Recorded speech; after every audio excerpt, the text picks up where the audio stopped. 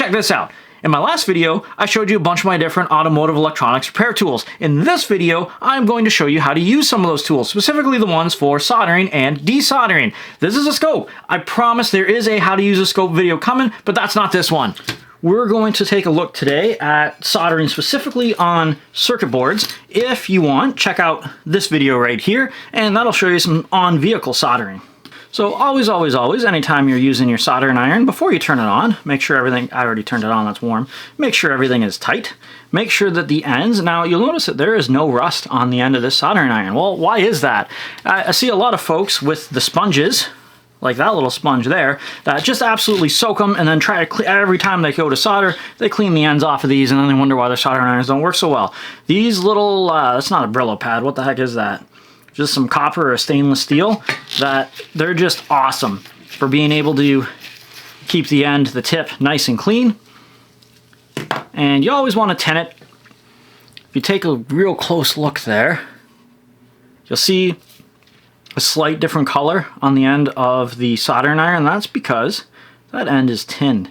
So there are some times where I'll just apply a little bit of solder directly to the soldering iron and then I apply it to the board. Or, check this out, a couple ways of cleaning this. One, into that lovely little pad there. Two, you can just tap it. And you can see how the excess solder just fell right off. Don't use those little sponges. So on my circuit board here, I have a little Raspberry Pi Pico, and I'm going to use the breadboard to hold the legs in place. These little bits are called headers, and I saved like 13 cents by buying the Pico that did not have the headers pre-installed. So my breadboard is simply holding those in place. And now I put them in, and now I can heat them up and I can solder them. And what we want to make sure that we do is we don't want what's called a cold solder joint. So we want to heat both the little pin or the pad on this Pico, and we want to heat the pin at the same time. So we want to get them both warm and then just apply a tiny little bit of solder. You don't want to overdo it. Look at that, that's beautiful. I think I'm going to do the corners first so everything stays nice and level. And then we'll go back through and do the rest.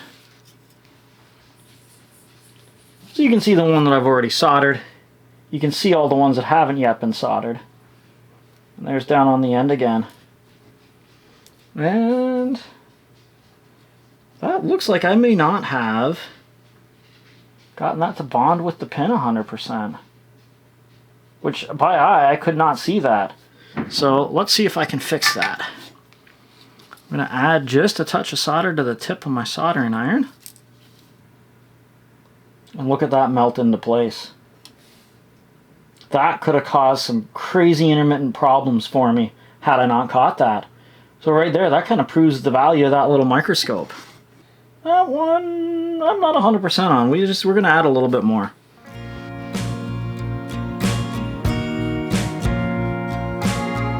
Oh, that's beautiful.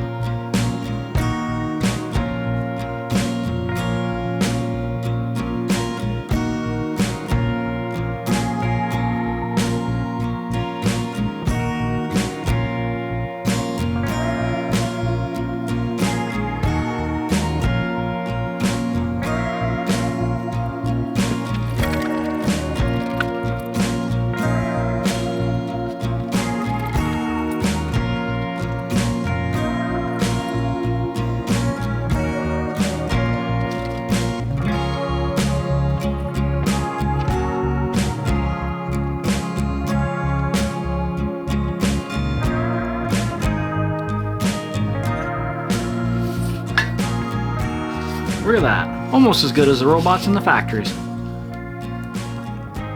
I could get it back out of my breadboard now, maybe this one just lives here.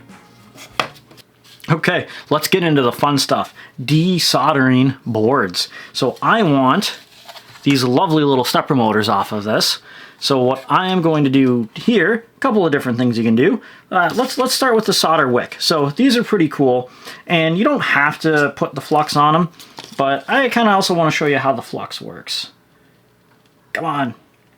This one, I've had the needle on there for a little bit, so it kind of dried up. Let's grab a little flux. There we go. Oof, that's more than I needed. You do have to watch with the flux on the PCBs that you'd want to remove it because it can become acidic over time.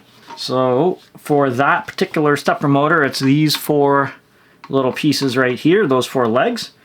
The other thing that would work here would be a solder vacuum, like this one that I showed you earlier. Let's have a look at, let's try them both. Let's see what we like better. So you can see right there how my solder melted. I'm going to put the vacuum down on it. And you see how that sucked that right away. If we look at that with the microscope, we can see how that leg has had the solder removed. Well, that one still has all of it. Let's try to remove one of the stepper motors with the solder vacuum, and we'll do the other one with the wick and see what's better.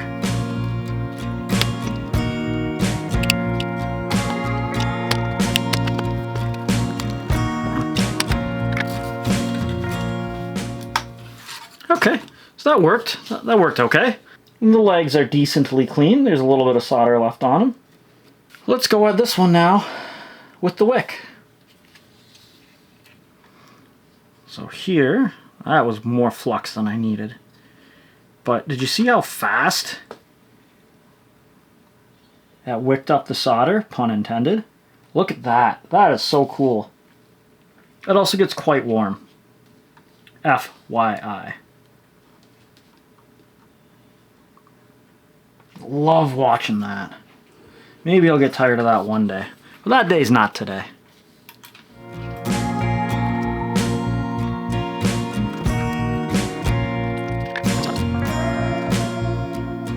And I'm going to say that those legs are a little bit cleaner than what the legs were using the solder vacuum. So both excellent tools, both have their place. If you're going to pick up a solder vacuum, I'd highly recommend grab one with a metal nozzle and not a cheap plastic nozzle like this, because as you can see there, that nozzle, you know, it's seen better days, and it's going to just continue to get worse. So that's pretty cool. What else can we do? What else have we got here? What if we wanted to take off a little chip? Chips. So there is a lot of solder in there. That one we could probably desolder. But what about that? Here comes our heat gun, or a rework gun as they are sometimes called. And then basically we can just go back and forth on either side of this and heat it up until it falls off. And there are different settings on different guns. I've got mine set to about 500. What does that mean? I don't know. I've just used it a few times there and it works. Some tacks prefer a little bit more heat, some prefer a little more airflow, some prefer a little bit less.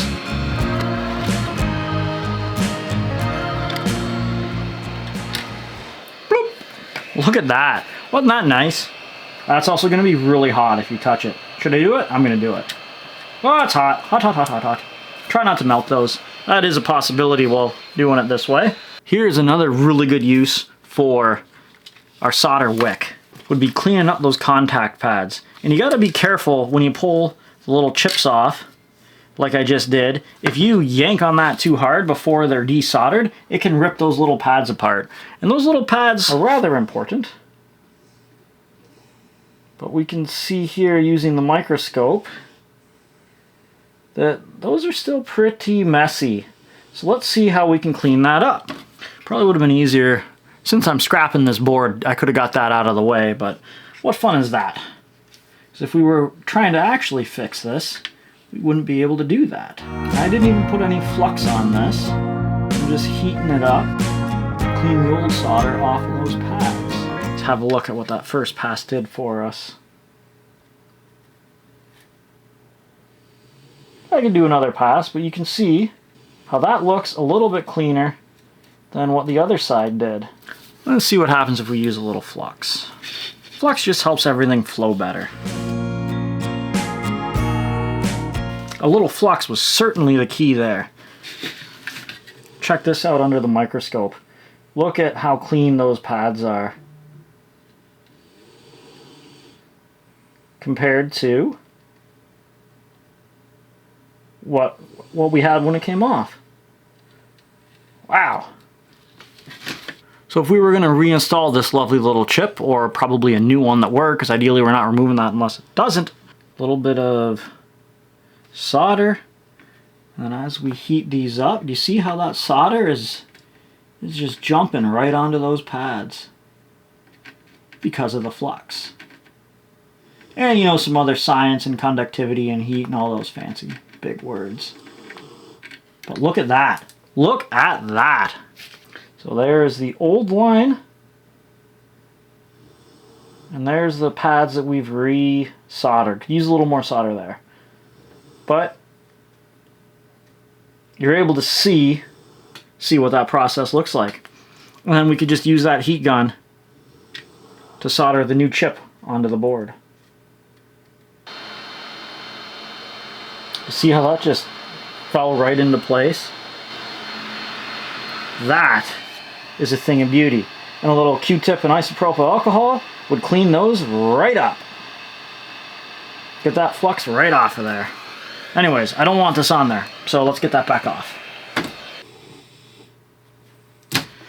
Well, that pretty well summarizes all the cool tools that are in my little toolkit there. I'm pretty sure that you know how to use the stuff like the wire strippers, and if not, check out some of my other videos, wherever they may show up on this screen, and I'll help you out with those ones too. Let me know in the comments, what tools did I miss? What should I cover? What should I add to my toolbox? Always like hearing your experience.